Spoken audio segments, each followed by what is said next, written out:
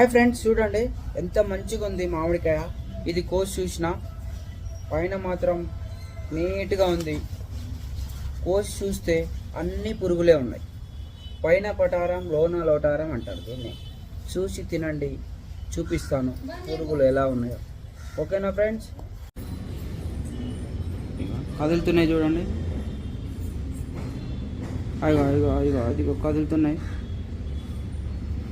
వానలు పడ్డాయంటే కంపల్సరీ మామిడికాయలో పురుగులు వస్తాయి.